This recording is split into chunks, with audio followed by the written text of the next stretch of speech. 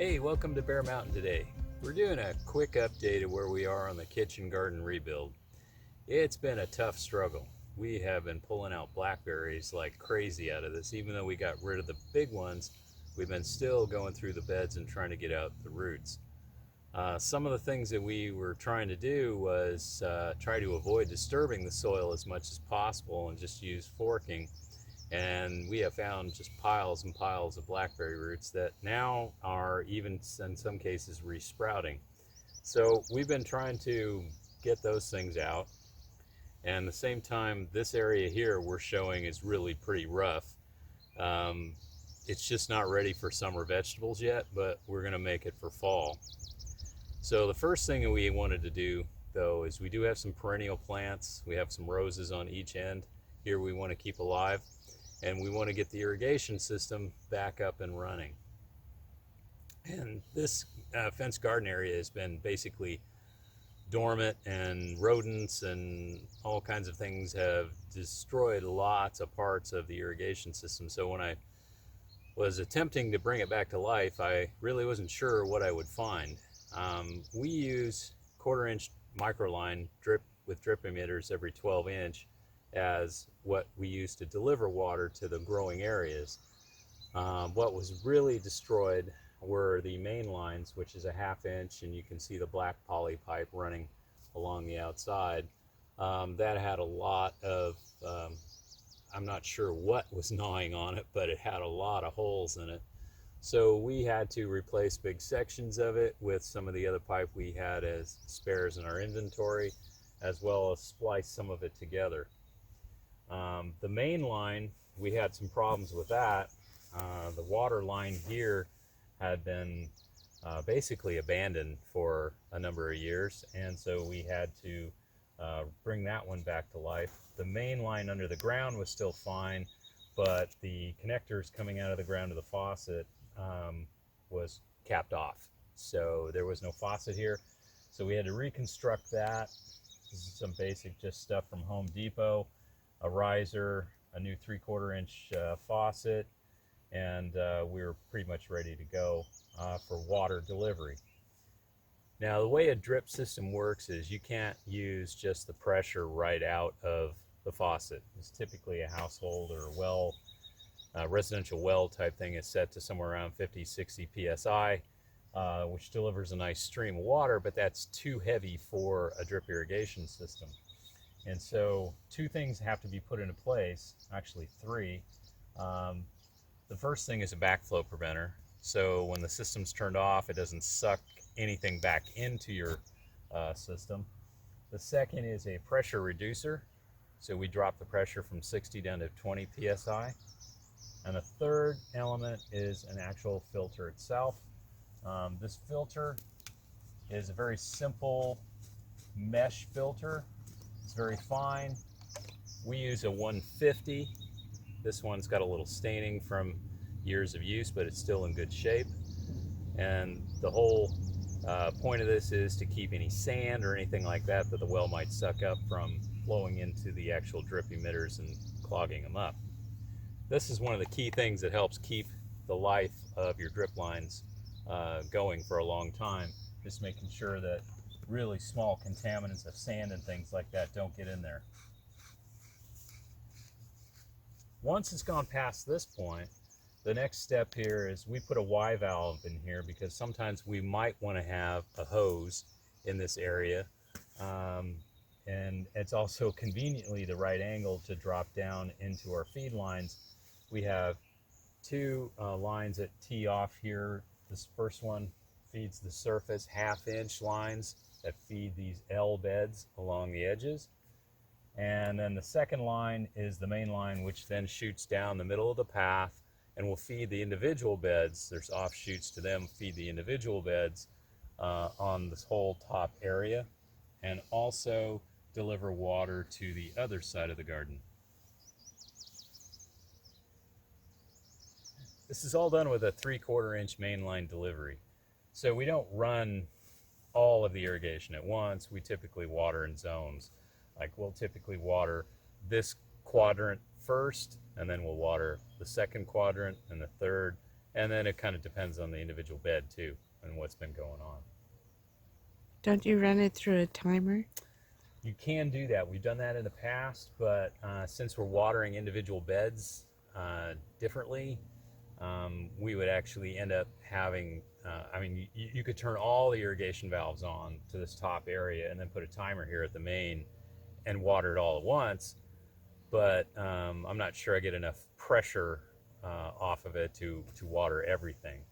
And the second thing is if we said, oh, okay, then we want to do a timer on individual things, well, every bed would have to have a timer. And then this would have to be on a continuous pressure type thing. And that also could be problematic. Or you could put a timer on this and say, hey, it's only open for an hour, and then each bed goes off, during that period of the hour. I mean, you can get pretty sophisticated with it, I suppose. You can probably get, one of those multi-valve things, but we're trying to do this on the low budget, so to speak. And Simple is better. yeah, you could spend thousands of dollars, making everything just perfect and all that.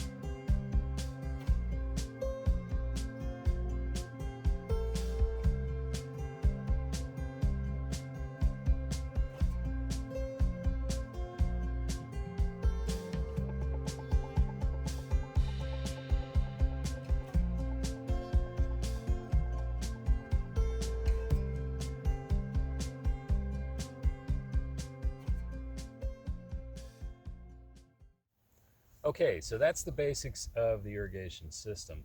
So let's take a little walk um, over to the other side, which is being fed off this same irrigation main line. And we'll show you one of the beds that we have brought back. We got it cleaned out and we've got it set up and actually planted with some spare flowers that we have for the flower business and a couple of tomato plants. It's kind of sad, but we're trying. So let's go take a walk. Are you saying this is a bigger job than we thought? Oh, I'll never admit that. I will. It's a bigger job. It's a big job. It's like, you get into this and you go, well, this should take a couple hours. And then 5 hours later, you go, what Wow. the heck is going on? But we're both sitting in here and we've enjoyed coffee in here, and we haven't done that for several years. Yeah, the other thing, we were looking at a satellite photo the other night. We'll attach it in a picture in the video. And this was one Jungle. of those Google Map photos. And it was, A jungle. yeah, it looked like tree canopy in here. It's terrible. It was terrible. So we're making some progress. Slow. Yep. Let's go take a look.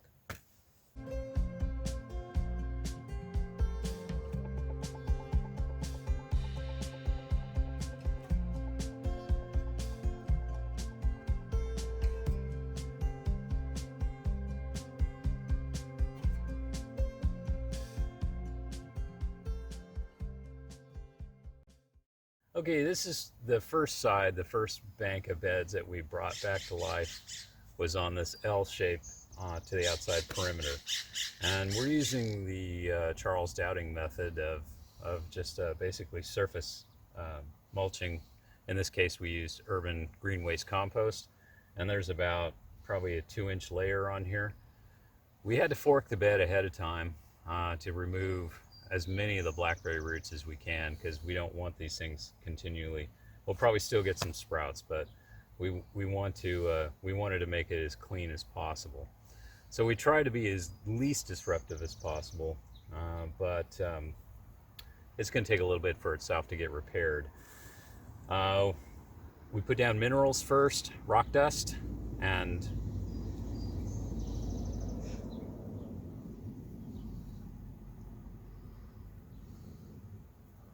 okay, we put the rock dust down.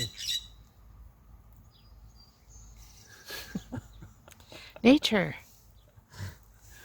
Rock dust and a little bit of Calphos as well to kind of help with it. And then we planted, we used the dibble stick that we've shown in the previous video when we were doing the sunflowers and the bed solarization.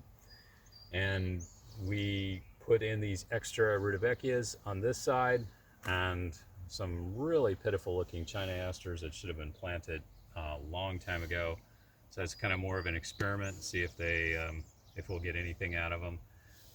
They were just transplanted. They didn't look very good because they were way too long in the plug tray. So that might actually be a failed experiment.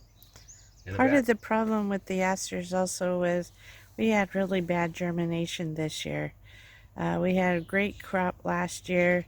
All the seedlings that I had started germinated so well, and this year I had one whole 300 mini block tray fail completely. Not sure what the problem was, but this is not the year for the aster. No. And then we had some catmint in the back corner and some pineapple salvia. And those things will kind of fill in nicely back there. They get about the same size. The pineapple salvia probably won't make it through the winter, but the catmint will kind of naturalize itself in there a little bit. And drip lines, we talked about that, and they're working, so that's a good thing. So this is being watered, and we're going to want to keep this damp as much as we can until these plants get established and they start pulling themselves looking really good. And then the last thing on the back end is we got some really just slicer tomatoes, some early girl, and this like I said, this is the first. This is just for this summer, and then so what you notice is most everything in here except the salvia is a an annual. So this is going to eventually be probably have more herbs and maybe some roses in it and some other more perennial flowers. So this is just kind of a test to see, this is the first bed, got it done, and then the next step is we got to work on these other beds that we got to go through the same process. We got to fork them up. We've got to probably occultate them to kill the weed crop off very shortly before that weeds go to seed. Right now it's acting like a pretty nice little cover crop. And then these beds will be for fall things like spinaches and chard and stuff radishes, turnips, Hackaway turnips, things like that will grow through the winter time.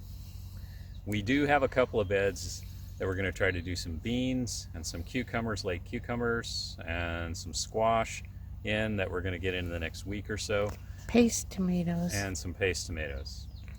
Luckily, our warm weather usually carries us through to the end of October, so even though it is June right now, we still have time to make it up. When do we actually finish the wood part that you can see in the background? Yep. Is bad. This is all going to get torn out, and the first step to it is we've got to get the inside relatively in order so that doesn't get out of control on us, and we're working pretty hard on that. And then the next step is to move towards taking down all the infrastructure, the bent arbors, deer protection wire and all that kind of stuff, and the outside wire, and we'll start the demolition on that. I'm hoping that we get to that point by the end of this month, which is a month behind of where I would have hoped to been, but it's hard to do this when it was so out of control and maintain our flower business at the same time. There's not enough hours in the day, is there? Well, yeah, that, but luckily the days are long now, so we got that going for us. Still a fatigue factor. Yeah. So anyway, that's kind of the update of where we're at. Where it's a little slower than we thought, but still it's moving along. And I was really pleased that at least the main things on the irrigation system were pretty easily repairable, and we didn't have any troubles with leaks underground or anything of that nature at this point. So that's all been good. And that's a major step.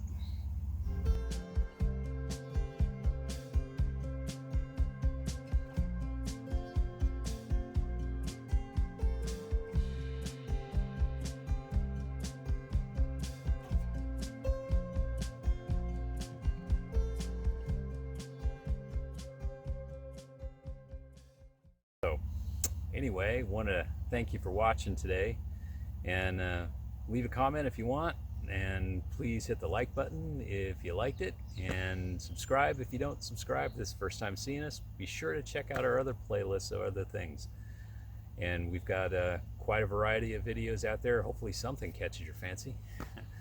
And so again, I want to thank you for watching today, and well, have a good day. Bye-bye. Bye.